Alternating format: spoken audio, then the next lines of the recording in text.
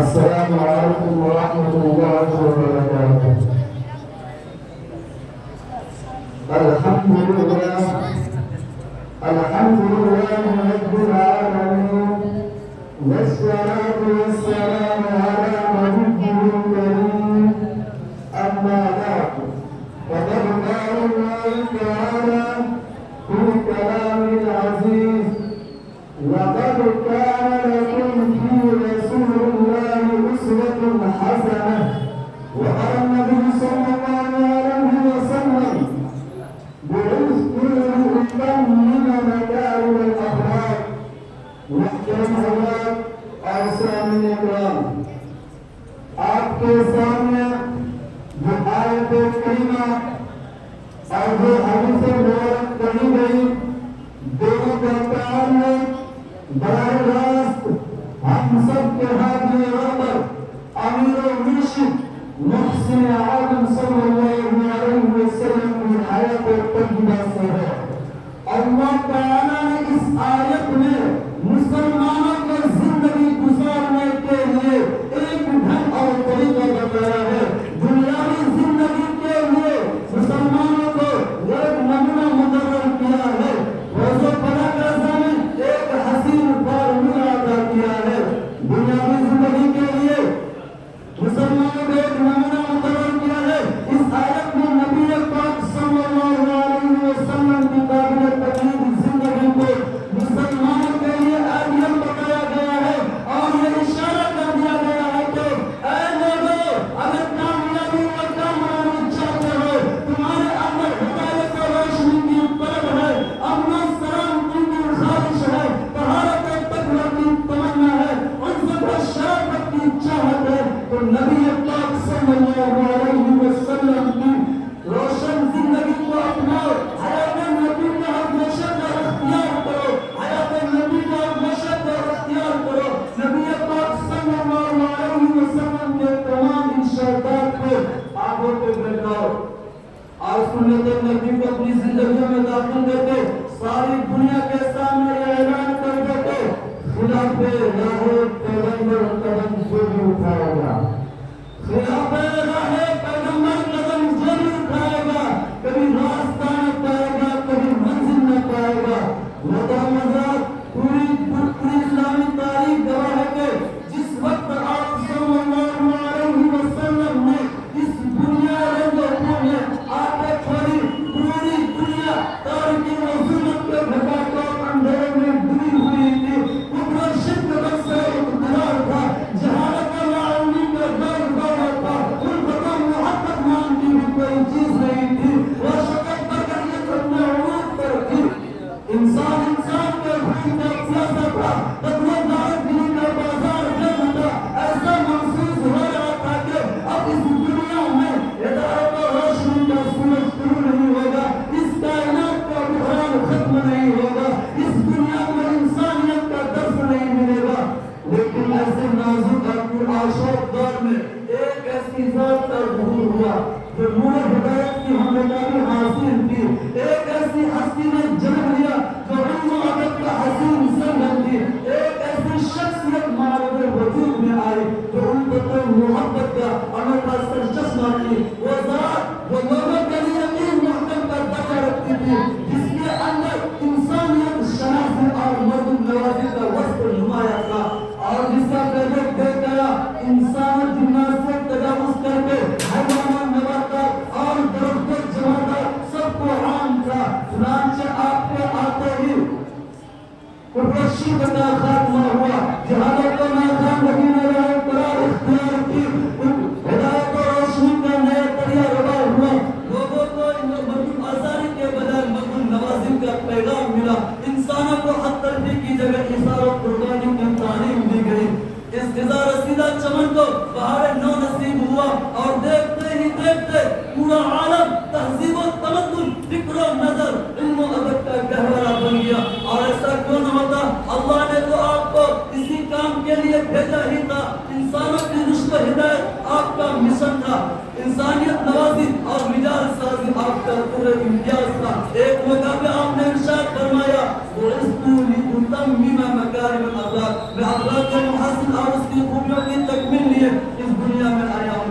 اللہ تعالیٰ ہم سب کو عمل کرنے کی توفیق عطا فرمائے اور اللہ کے نبی صلی اللہ علیہ وسلم کو اس کا ہماری زندگی میں نصیب فرمائے. اس کے بعد سمیع اللہ تقریر پیش کریں اور آپ کو فارغ کرنا ہے.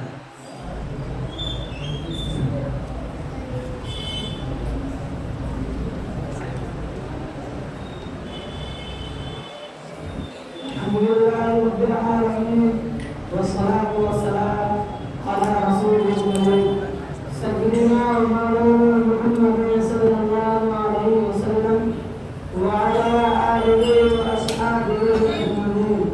أما بعد فقد قال الله تبارك وتعالى في القرآن المجيد والفرقان الحميد. أعوذ بالله من الشيطان الرجيم. بسم الله الرحمن الرحيم.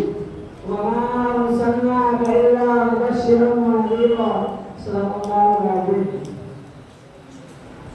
میرا منہ سرکار مدینہ کے اسلام آنے مجھے معلوم ہے اپنے اسلام کی تن کا مانی.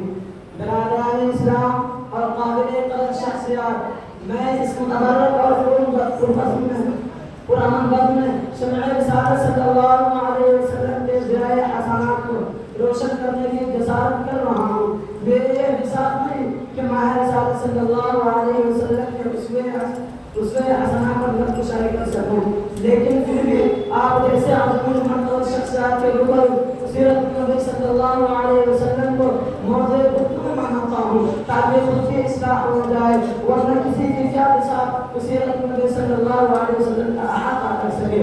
جیسے کہ شاعر رسول حضرت حسان کا شاعر ہے جو انہوں نے اپنی مضبوط اظہار کی، فرمایا ما مدحت محمد بمقالت ولكن مدحت مقالت محمد. ترجمہ میرے کے ساتھ نہیں کہ اپنے اشعار سے مدحت رسول کا حق ادا کر سکوں. ہاں میں نے ذکر رسول صلی اللہ علیہ وسلم سے اپنے اشعار کی ضرور مدح سنائی کی ہے. کسی اردو شاعر نے کہا قلم میرا قاصر زبان میری عاجز محمد کی عظمت مقام میں کیسے ہے محبوب رب امام الرسول وہ فضائل محمد سناؤں میں کیسے. ملت اسلامیہ کے دھڑکتے لوگ بعثت نبی صلی اللہ علیہ وسلم سے قبل پورے جزیرۃ العرب پر کوئی حکمرانی کرنے کے لیے تیار نہیں تھا اور نہ نظام مکمل تھا. عدالت، انسانیت، امانت و دیانت، عصمت و عفت، صلاح و تقوی، زہد و ورع کا جنازہ نکل چکا تھا. شرافت و عزت کے کلیاں مرجھا چکے تھے. شرک و ضلالت کے کعبے کی حسن نظر آ رہی تھی. نفرت، ظلمت، شقاوت اور عداوت کا دور دورہ تھا. کسی اردو شاعر نے کیا ہے خود منظر کشی کی. بدی کا زور تھا، ہر سو سے حالت کے گھٹائے تھے. فساد و ظلم کی چاروں طرف پھیلی ہوائیں تھی. ذرا سی بات پر تلوار چل جاتی تھی آپس میں تو پھر جگاتے نہ تھی دو چار کے بس میں. اگر لڑکی کی پیدائش کا کرنے ذکر سن لیتے تو اس معصوم کو زندہ زمین میں دفن کر لیتے. غرض جو بھی برائی تھی سب ان میں پائے جاتے تھے.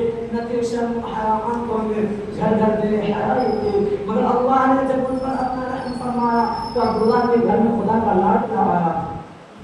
قدرت خداوند نے اس پر فتن دور میں شیطانیان طاقت و عزت کو رشد و ہدایت کے راستے پر گامزن کرنے کے لیے، وحشت و بربریت کو ختم کرنے کے لیے باران کے چوٹیوں سے آفتاب رسالت صلی اللہ علیہ وسلم کو طلوع فرمایا. مکہ میں طلوع آفتاب کے وقت آفتاب رسالت آمنہ کے رات عبداللہ کے رخت جگر عبد المطلب کے نور نظر دو شفا کو اپنے تمام انوار و برکات کے ساتھ تشریف لاتے ہیں. آپ ایسے وقت پیدا ہوئے جس سے لہر و نہار دونوں نے پیدا حاصل کیا. سبحان اللہ ایک عظیم ماحول ہے. نور نور نظر آ رہا ہے. پورے مکہ میں انوار الہی کا نزول ہو رہا ہے. ظلمت قضا و کفر قضا میں بہتنا مچ گیا ہے. لاکھوں منار اور رزموں کے بل گر پڑے. گلزار ہستی میں ایک عجیب رونق پیدا ہو گئی ہے. چاروں سمت سے بس ایک ہی آواز سنائی دے رہی ہے. ایک والا آ گیا، ایک والا آ گیا. وہ آ گئے تو آ گیا. دنیا میں انقلاب اجرا ہوا چمک تھا گلستہ کر گئے. میرے قلب و جگر کے ساتھیوں حضرت آمنہ خود فرماتی ہے میرا لفظ جگر، میرا نور نظر لفظ جگر اس وقت تو کلام نہیں کر سکتا تھا، لیکن وہ گشت شہادت سے کچھ اشارہ کر رہا تھا. وہ اشارہ کیا تھا؟ وہ اشارہ اشہد ان لا الہ الا اللہ کا اشارہ تھا. قلب آمنہ میں مسرت و خوشی کی حد نہ رہی جب محمد کی اداؤں کو دیکھا، لیکن کچھ غم کے اثرات ہوئے۔ فرماتی ہے کاش آزاد اللہ ہوتے تو اس لقطے جگر کو جو چاند سے بھی زیادہ خوبصورت ہے دیکھ کر کتنے خوش ہوتے اور کھلانا بھر جاتے۔ غیب سے آواز آتی ہے اے آمنہ فکر کر مت کرو، میں اس کا رب مربی بھی استاد بھی سب کچھ ہوں میں اس کا۔ اگر یہ بچہ کھلونا مانگے تو چاند کو کھلونا بنا دوں گا، اگر سیر و تفریح کو دل چاہے تو معراج پہ بلا دوں گا، اگر کوئی شہادت طلب کرے تو پتھروں سے بھی کلمہ پڑھا دوں گا۔ میری چند باتوں پر آپ کو کرنے کو ختم کرتا ہوں۔ وآخر دعوانا الحمدللہ۔